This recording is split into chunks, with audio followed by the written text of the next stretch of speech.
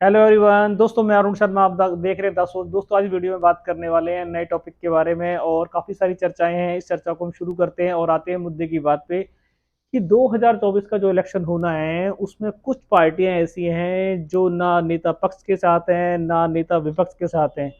तो वो जाएंगी किस तरफ और वो किसका पलड़ा भारी करेंगी, ये एक चर्चा का विषय है जिस पे अभी तक काफ़ी चीज़ों का ध्यान लोगों की ओर नहीं गया है, पर वो अपना अलग एजेंडा चलाना चाहते हैं।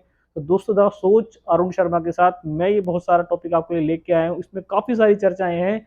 इस चर्चा में ये जो पार्टियां हैं इन पार्टी के बारे में डिस्कस करना जरूरी है कि ये मोदी ग्रुप के साथ भी नहीं है और इंडिया नाम की पार्टी के साथ भी नहीं है और ये अपना अलग चल रही हैं। तो ये क्या टक्कर किसको देंगी और ये चलता हुई गाड़ी में किसका रोड अटकाएंगी। तो मुद्दे की बात और टॉपिक को शुरू करते हैं। दोस्तों हम इन पार्टी के बारे में जान लेते हैं। आपने देखा होगा यूपीए सरकार जिसने अभी इंडिया नाम की पार्टी का गठन किया, उसके अलावा जान लेते हैं एनडीए सरकार जिन्होंने 38 दल अपने इकट्ठे कर लिए हैं। अब दोनों में महासंग्राम 2024 का होने वाला है। दोनों में अपनी अपने दल बढ़ाने के लिए तैयारी जोरों की शुरू हो गई है। दोनों ने अपने प्लान शुरू कर दिए हैं। स्टेट इलेक्शन को लेके काफी सारे पदोभार चेंज करने शुरू कर दिए हैं। टिकटों में भी काफी बदलाव देखने को मिल रहा है। दोनों पार्टियां फुल रूप से आ गई हैं मैदान में। पर कुछ पार्टी ऐसी हैं जो पार्टी मोदी ग्रुप को सपोर्ट नहीं कर रही हैं और इंडिया नाम की पार्टी को सपोर्ट नहीं कर रही हैं। ये वो कौन सी पार्टियां हैं मैं आपको इस टॉपिक में बताने वाला हूँ। बात कर लेते हैं उड़ीसा की। जो मुख्यमंत्री हैं नवीन पटनायक, इनका हमेशा से अपना बोलबाला रहा है और इन्होंने कभी किसी पार्टी को समर्थन नहीं किया और ये अपने एजेंडे पे जीतते आए हैं। उड़ीसा की बात करें तो नवीन पटनायक ऐसे मुख्यमंत्री हैं जो अब लगातार काफी सारा रिकॉर्ड इन्होंने हासिल कर लिया और एक नया रिकॉर्ड बनाने के कायम है। लगातार सीएम का रिकॉर्ड बनाया जा रहा है। पर अभी इन्होंने जब दिल्ली का अध्यादेश लेके आई थी तो उसमें इन्होंने, वैसे तो नवीन पटनायक की बात करें तो ये किसी को सपोर्ट नहीं करते। मोदी ग्रुप ने चाहे लाख फैक्टर कमाया हो, चाहे लाख मोदी जी की तारीफ हुई हो, चाहे लाख एनडीए सरकार का बोलबाला रहा हो, पर इन्होंने कभी भी मोदी ग्रुप के साथ इलेक्शन लड़ने की कोशिश की नहीं। हमेशा अपने दम पे सरकार बनाई। अगर अब बात करें दिल्ली के अध्यादेश के बारे में तो केजरीवाल को और इंडिया नाम की पार्टी को ये उम्मीद थी कि नवीन पटनायक जी किसी को सपोर्ट नहीं करेंगे और शायद ये खेमा ऐसे ही रहेगा। पर लास्ट बॉल पे जब चौका लगा तो हुआ क्या कि अध्यादेश जब औंधे मुंह गिरा तो उसमें नवीन पटनायक की अहम भूमिका देखी जा सकती थी। उन्होंने मोदी के खुद साथ कभी रहे नहीं, मोदी के खिलाफ कभी वो रहे नहीं और उन्होंने एंड द मूवमेंट की बात करें तो नवीन पटनायक उड़ीसा वालों ने सीधा समर्थन मोदी सरकार को दिल्ली अध्यादेश पे दे दिया। ये एक विचित्र बात थी जो देखने को मिली। अब बात कर लेते हैं सेकंड पार्टी कांग्रेस वाईएसआर की। वो मोदी ग्रुप को सपोर्ट करती हैं साइड बाय साइड, पर कभी भी डायरेक्टली मोदी ग्रुप में नहीं आए वो, और ना तो वो इंडिया इंडिया नाम की पार्टी को आते हैं।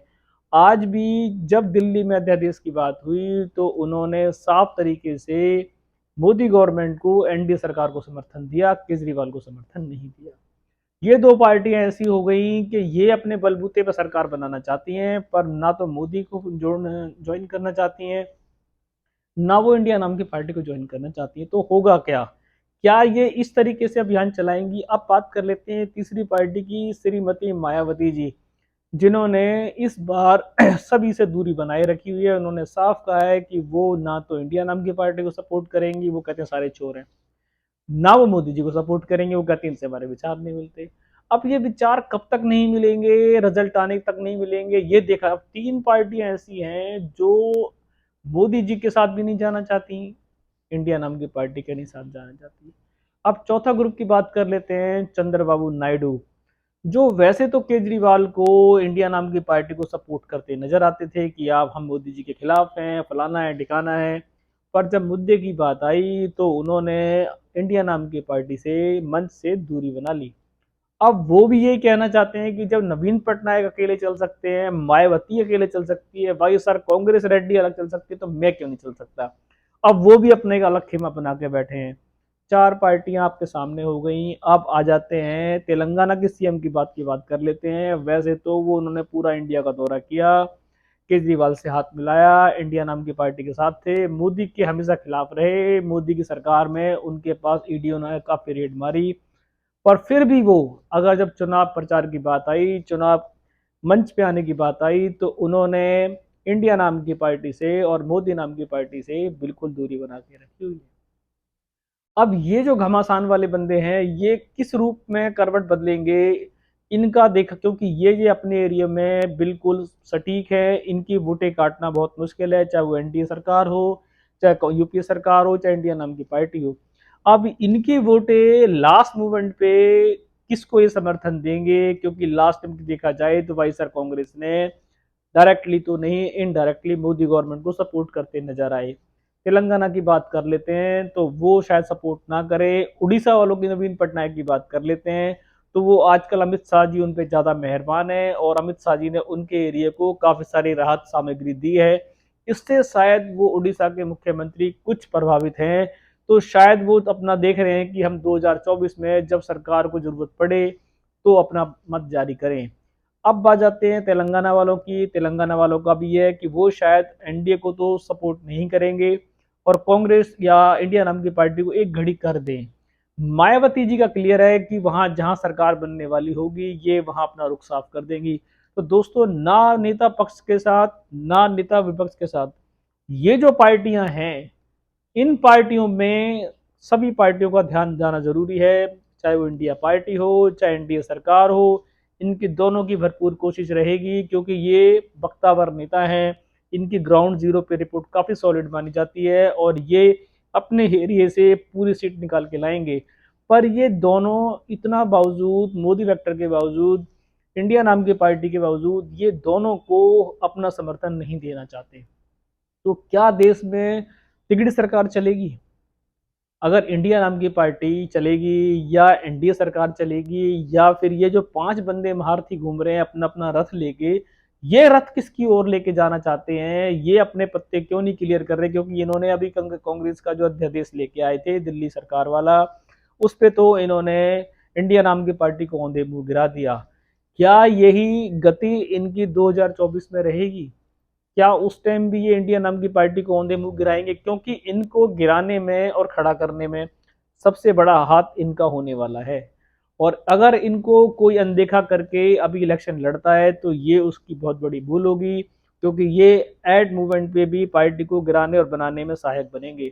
दोस्तों, अभी जो ये पार्टियां हैं, इन पार्टियों पे मोदी सरकार ने भी खूब जोर लगाया है, एनडीए सरकार ने अपना प्रेशर दिया, पर ये नवीन पटनायक हो, तेलंगाना का सीएम हो, वाईएसआर कांग्रेस हो, जगनमोहन रेड्डी हो, जितने भी हैं, चंद्रबाबू नायडू हो, मायावती हो, इन्होंने फिलहाल किसी को भी सपोर्ट देने से साफ मना कर दिया है। इन्होंने कहा है कि हम आपके मन से दूरी बनाएंगे। पर अगर मुद्दे की बात आई तो ये एंड मूवमेंट पे आपको सपोर्ट करते नजर आएंगे। और ये सपोर्ट किसको मिलेगा? ये 2024 का जब मेगा फाइट होगा, जब समर्थन की सरकार की जरूरत पड़ेगी, जब कोई डबल इंजन ट्रिपल इंजन की सरकार की जरूरत पड़ेगी, तो शायद ये अपना रुख साफ करते नजर आएंगे। फिलहाल ये अभी 3 पार्टियों का संग्राम होगा, जिसके अंदर ये 5 दल जो हैं ये अपनी दूरी बनाए हुए हैं, ये अपने तरीके से इलेक्शन लड़ेंगे, क्योंकि इनकी ग्राउंडिंग पे इनकी वोट पक्की है। इंडिया नाम की पार्टी है, कुछ स्टेटों में उसकी पकड़ अच्छी है, जो वो इलेक्शन में आपको दिखाई देगा। अब रही एनडीए यूपी सरकार, एनडीए सरकार की बात, तो उन्होंने 38 दल कर लिए हैं। वो इस बार काफी छोटे दलों को भी लेके चल रहे हैं ताकि उनको महत्व दिया जाए, और जो निर्दलीय थे उनको बाद में जो दिकड़ी बिठानी पड़ती थी सरकार को जोड़ तोड़ करने में, तो शायद वो एडवांस में लेके चल रहे हैं ताकि उनको बाद में निर्दलियों को पकड़ना ना पड़े, ढूंढना ना पड़े। तो इसलिए इस बार एनडीए सरकार का फोकस रहेगा छोटे दलों को पकड़ने में, चाहे उनकी 10 सीटें आती हों या 5 सीटें आती हों, पर वो उनको इस बार इग्नोर नहीं करेंगे। जो अब ये आया है मुद्दा कि अब ये 2024 में 3 तिगड़ियां लड़ने वाली हैं, एक इंडिया नाम की पार्टी हो गई, एक एनडीए सरकार हो गई, और तीसरा ये 5 दल जो नेता पक्ष के साथ भी नहीं है और नेता विपक्ष के साथ भी नहीं है। और ये दल ऐसे महारथी हैं कि अपने अपने एरियो में इनका बोलबाला है। अब रही इन पांचों की बात, तो ये पांचों चारों किस पे मेहरबान होंगे और किसको सहयोग करेंगे, ये 2024 से पहले भी बता सकता है या 2024 के बाद ही पता पड़ेगा।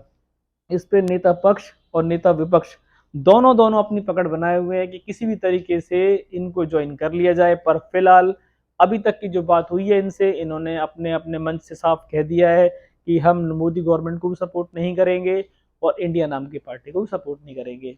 हम अपने अपने इलेक्शनों में अपने अपने बलबूते पे लड़ेंगे, जो इन्होंने अपनी रणनीति क्लियर कर दी है। दोस्तों फिलहाल अभी जो चर्चा का विषय था कि ये नेता पक्ष के साथ भी नहीं है, नेता विपक्ष के साथ भी नहीं है, तो ये किसके साथ हैं अभी इनको जान पाना बड़ा मुश्किल है, क्योंकि ये अपने पत्ते ओपन नहीं कर रहे हैं। और हो सकता है कि 2024 के बाद ये अपने पत्ते ओपन करें कि चाहे इनकी जितनी सीटें हो, जिसको ये दे के चाहें, जिसके देने से इनका भला हो जाए, ये उनको शायद अपनी सीटें देंगे। हो सकता है ना भी दें, क्योंकि फिलहाल ये अपने अपने एरियो में जो इनकी मजबूत पकड़ है उस पर एक बिल्कुल पकड़ बनाए हुए हैं। उड़ीसा की बात कर लेते हैं, नवीन पटनायक भले ही एनडीए सरकार के साथ जुड़े, पर उनकी अपनी अच्छी खासी पकड़ है। वाईएसआर कांग्रेस की बात कर लेते हैं तो उसकी भी अच्छी खासी पकड़ है। तेलंगाना की बात करें तो उनकी भी अच्छी खासी पकड़ है। सिर्फ दो हैं, एक मायावती और एक चंद्रबाबू नायडू, जिनकी इस टाइम पकड़ ना के बराबर है। फिर भी वो क्यों नहीं सपोर्ट करना चाहते, वो उनका अपना मानना, अपना मत हो सकता है। शायद वो अपना भाग आजमाना चाहते हैं, तो सबके रास्ते खुले हैं, कोई भी अपना भाग आजमा सकता है। पर फिलहाल एनडीए सरकार की भी कोशिश रहेगी, जैसे अभी नवीन पटनायक जी को काफी राहत दिया इंडिया इंडिया नाम की पार्टी की तरफ से भी काफी सारी चीज उनको देना चाह रहे थे, पर एनडीए सरकार ने भी उनको काफी लुभावने ऑफर दिए हैं, पर शायद उनको अभी कोई ऑफर समझ में नहीं आया है। वो अपने एरिया पे लड़ना चाहते हैं। तो दोस्तों अभी डिबेट का मुद्दा था, हमने आपके सामने जाहिर किया, क्योंकि इस पे भी हमारी पकड़ है कि अगर इनमें कोई अपडेट चेंज होगा तो हम आपको टाइम से पहले बताएंगे। अगर दोस्तों आप इस चैनल पे पहली बार हैं तो शायद आपने सब्सक्राइब नहीं किया और आपने बहुत सारी राजनीतिक डिबेट मिस कर दी हैं। अभी राजनीतिक डिबेट का शोर चालू है, आपको देखने की जरूरत है कि अब जो 2024 का इलेक्शन आ रहा है, हमने जो पिछली बार पब्लिक ने जो गलतियां की कि उस टाइम हम जागरूक नहीं थे या उस टाइम लोग जागरूक नहीं हो पाए, तो सरकार बनने से पहले आपको ये जानने की जरूरत है क्या राजनीति सही तरीके से हो रही है। क्या जब चुनाव में जो राजनीति आपसे कही गई थी, जो चुनावी मुद्दे आपके सामने लाए गए थे, क्या वो पूरे हुए? तो आपको अपनी बात पूरा कहने का अधिकार है और आपको भी सरकार चुनने का पूरा भरपूर मौका मिलेगा। अगर आप राजनीति से कोई चीज़ ऐसी है जो आपकी नज़रों से छूट रही है, जो आप जानना चाहते हैं, तो आप हमें सब्सक्राइब कर सकते हैं, हमें हैंडल पे शेयर कर सकते हैं, ताकि हम उस मुद्दे को बारीकी से जानें और आप तक लाएं। तो दोस्तों अगर आप चैनल पे पहली बार है तो आप चैनल को जुड़ सकते हैं, ये हमारे लिए आपका अच्छा रहेगा और हम आपको सारी अपडेट लाते रहेंगे। मिलते हैं दोस्तों नई अपडेट के साथ, तब तक अपना ध्यान रखें। नमस्कार दोस्तों।